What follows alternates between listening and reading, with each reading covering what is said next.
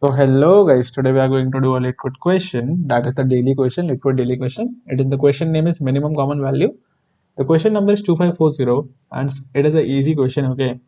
So first we will try to read the problem statement, what does the problem says, and then we'll eventually go on to the solution. Okay.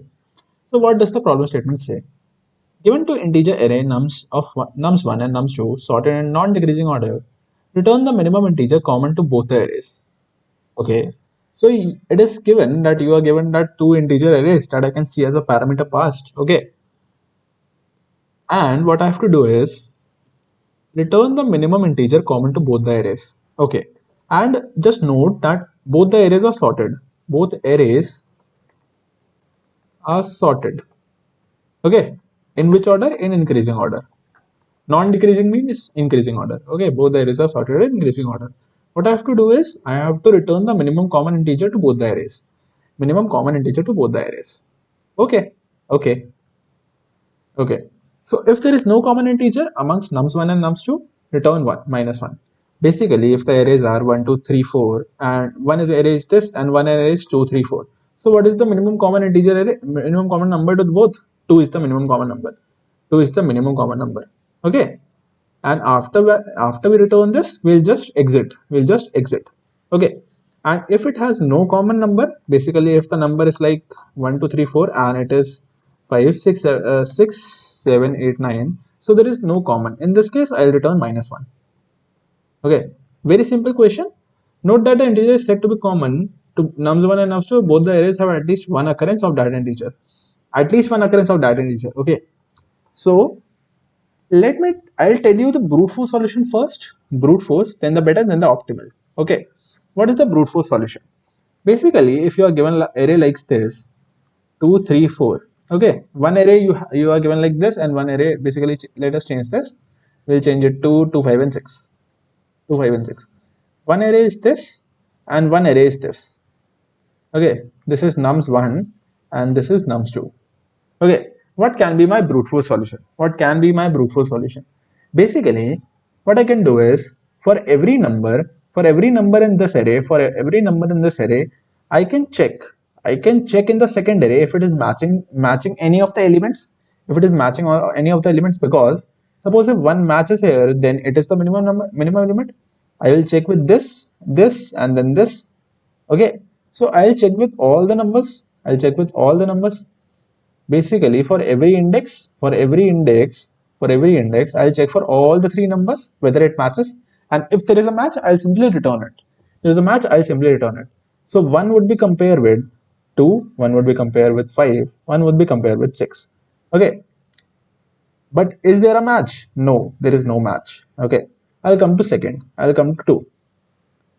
2 matches with 2, 2 with 5, and 2 with 6. Is there a match? Yes, 2 with 2. So 2 is returned. Here my iteration stops. My iteration stops. Okay, so 2 is returned in this case.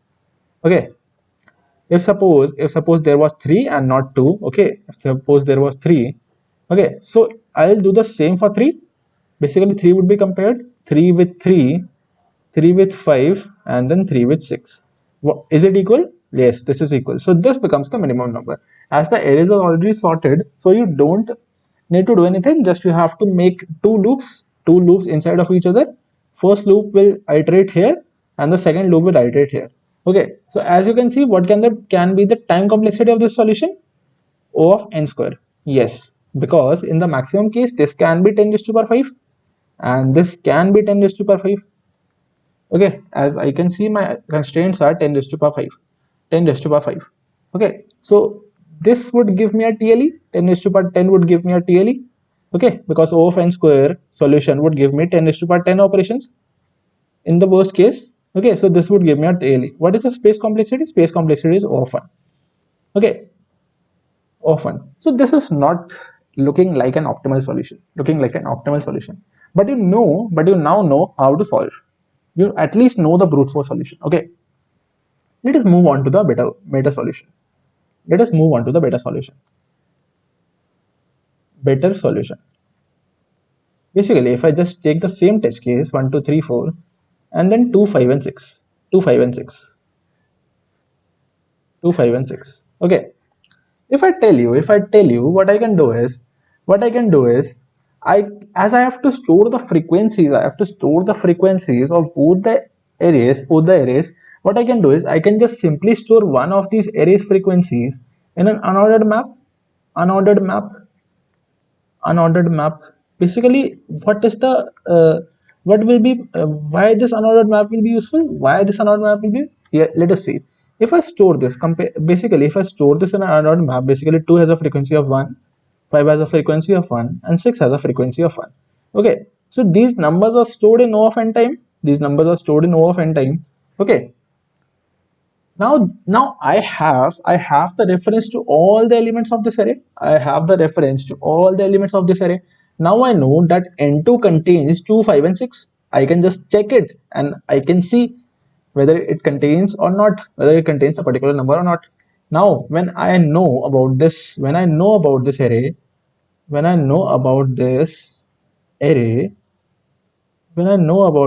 what I can do is what I can do is basically I can just iterate this. N1, and if I find this occurrence in my map, okay, if I just check my map for this particular element, and if I find it in my map, that means the second array has that element. That's why it is in the map, because it is a frequency map of the second vector. Basically, what I'm trying to say is this map contains the frequencies of all the characters in the second array frequencies. So if this element is present in the map, present in the map, okay, so that means it is common to both the arrays, common to both the arrays, because the map is serving as a basically it tells whether it is in the array or not. Okay, so I'll just go on to one, and I find it in my map. I'll just search for it in my map. Does my map contain one? No, these are the elements, these are the frequencies. Okay, my map doesn't contain one. I'll just move on to two. So my map contains two. Yes, my map contains two. I'll simply return it. So answer in this case becomes two. Okay, answer in this case becomes two. If I just try one more test case, 1 2 3 6 2 3 4 5. 1 2 3 6 and 2 3 4 5. Okay, suppose I make the map for the first array in this case. Okay, or let me not confuse you. Basically, we can make the map for any of the arrays. Okay, because we just want the mapping, no matter the sizes, because if the number is to be present in both the arrays, so this would be present no matter what the size, else we will return -1. No, not an issue, right? Not an issue. So I'll just store it in my map. So my frequencies are 2 has a frequency of 1, 3 has a frequency of 1, 4 has a frequency of 1, and 5 has a frequency of 1. Okay, so when I'll come to this array, I'll just now I know about the second array. I can simply traverse this array. So I'll check for one, whether check one is present. No, one is not present. This is crossed. I'll just come to the second element. Is 2 present? Yes, 2 is present. I'll simply return 2. So in this case, my answer would be 2. Okay. So let us discuss one more case. Where the element would not be present. 4, 5, 6. So if I store this in a map, my map contains 4 has a frequency of 1, 5 has a frequency of 1, 6 has a frequency of 1. Okay. Now I'll check for each of the element. Does my map contain 1? No. Does my map contain 2? No. Does my map contain 3? No. That means any of the element is not common to both of these. Okay. So I can simply return -1. Okay. So this was my solution. This was my better solution. See, if I try to see the time complexity of this solution, one loop I am traversing for storing all these elements in my map, and one for traversing this. So my time complexity becomes 2 into O of n. Okay, O into 2 of n. Okay, basically we can write it like this. Okay, and what is my space complexity? O of n. Why O of n? Because I'm using this extra map. Okay, so this occupies a space of O of n. This occupies the space of O of n. Okay. Okay. Nice. Nice. Let us move on. Okay. So I should do the code for this. Code for this. If I declare an unordered map, int comma int mpp, I'll just store my secondary elements. So mpp of it plus plus. Okay. Now this takes, suppose this loop takes o of n time. Okay. And this second loop also takes o of n. So auto it nums of 1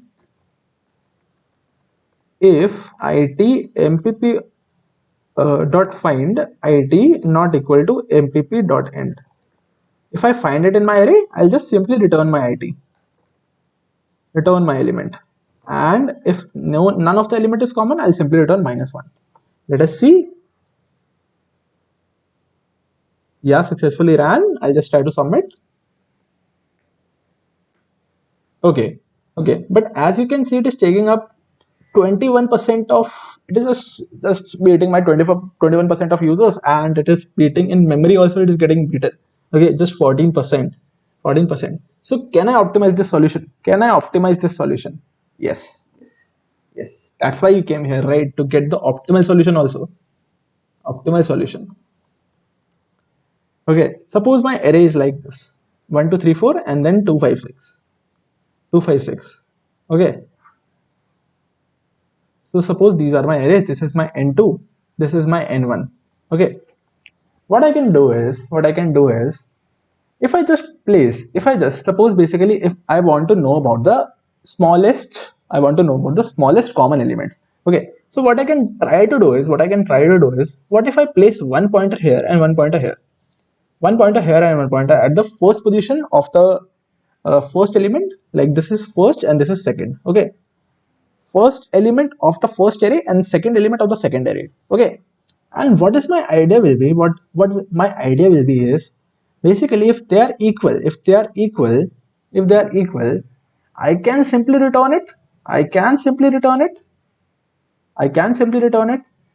And like if my n1 of I is equal to n2 of j, I'll simply return it.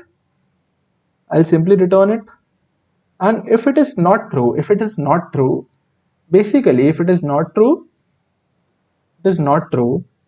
then I can just compare these elements. Basically, if I compare 2 and 1, so one is smaller. Okay. So for 1 to be equal to 2, what I have to do, I'll simply have to increase 1. I'll have to try to increase 1. Okay. So what I will do is, as the arrays are sorted in increasing order, I'll just try to move my pointer one step ahead. So my pointer is pointing here. Okay. So now what is my series of comparison? 2 and 2. So are 2 and 2 equal? Yes. Yes, they are equal. Okay. So what I get is 2 is my common element. 2 is my least common element. I'll simply return it. Okay. Suppose if my array is something like this: 1 2 3 4 and then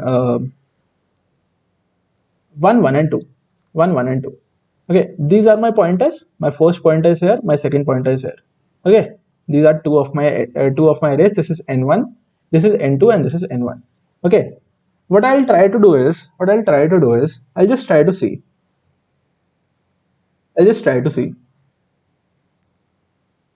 Suppose take it as 20. No, just change the test case. Okay, 1 20 21 and then 22,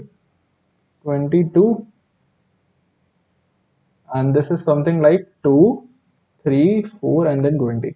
Okay, now what is my suppose I place my first pointer here, second pointer here. Okay, so I'll compare 1 and 2. Okay, so is 1 and 2 equal? No. So what I'll check, what can be increased to make it equal to 2. 1 can be increased to make it equal to 2. Okay, so I'll try to move my pointer one step ahead. I'll try to move my pointer one step ahead. Okay, so my first pointer now points here. So now 20 will be compared with 2. 20 will be compared with 2. Okay, is 20 greater than 2? Yes. So now what should be increased? What should be increased to make it equal? Because basically our goal is to make the two pointers equal, basically make the two numbers equal. Okay, so now 2 would be tried to increase. 2 would be tried to increase. So my second pointer would point to the next position to try to increase as it is an increasing order. Okay, so now 20 and 3 would be compared. 20 and 3 would be compared. No, it is still not equal. I'll still try to increase. Okay, now 20 is compared with 4. Is it equal? No, it is still not equal. I'll just try to increase it again. Now 20 comes with 20. 20 comes with 20. So is it equal? Yes, it is equal. So 20 would be returned in this case. Returned in this case. Okay, so as you can see in an observation that whatever is the less, whatever element is less, we increase its pointer. We increase its pointer. Increase its pointer. Okay, suppose basically if I give you an ideology, just see, if suppose you have two people. Okay, this is your big brother and this is you. This is you. So what I'll try to increase is you can just basically increase your height, right? You cannot decrease it. So what can be made to make them equal? Basically his height should be increased to make them equal to his big brother. So if their heights are equal, at one point, I'll return this height. Okay. And suppose if this person, if my height becomes greater than my brother, so now my brother will try to increase. My height, increase his heights. So if there comes a point that their heights is equal, I'll simply return it. Or or I'll try to, or just simply, if they are not equal, they will both try to increase, both of them. Like my brother would also try to increase, my shorter brother would try to increase also. Okay, if one of them surpasses.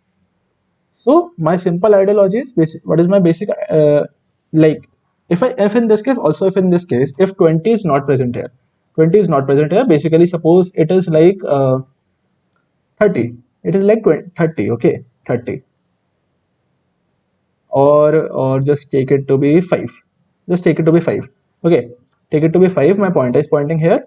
So now what would be compared? 20 and 5 would be compared. Okay, so they are still not equal. My second pointer will still try to increase, but it has just reached its limit.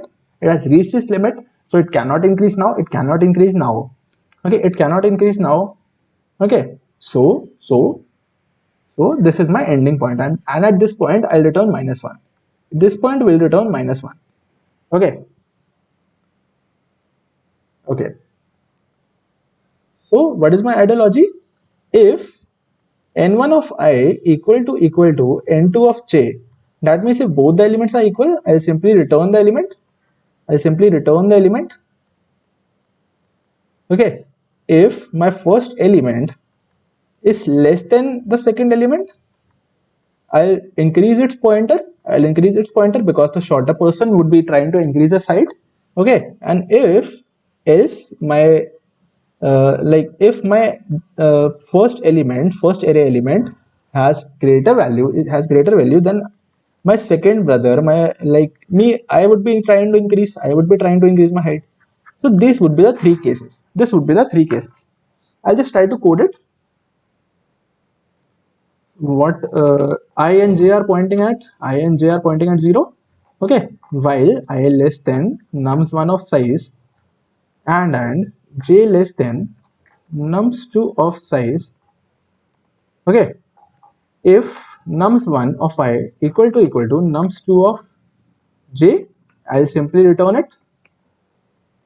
Okay, else if nums1 of I less than nums2 of j, I'll increase my pointer, else I'll increase my j pointer. And if all the cases fail, I'll just simply return -1. I'll try to run it.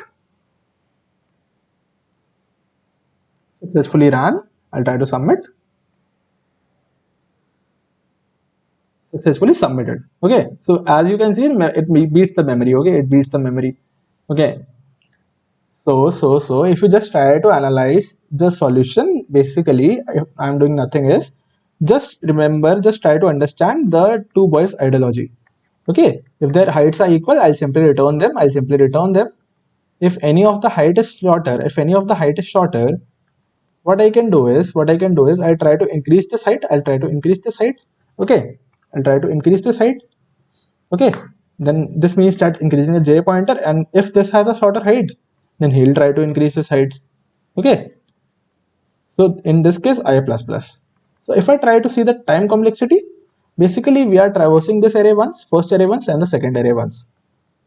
So in the worst case, both of them can traverse basically to this and to this element. Okay, so the time complexity becomes O of 2n. What is the space complexity? My space complexity is O of 1. Yes, I have optimized the space complexity. I'm not using a map now. Okay, so this was the overall solution of the question, minimum common value. I hope you guys like the solution. If you have any doubts, just ping it down in the comments. And if you do like the solution, just like, share, subscribe. Thank you. Have a nice day. Bye bye.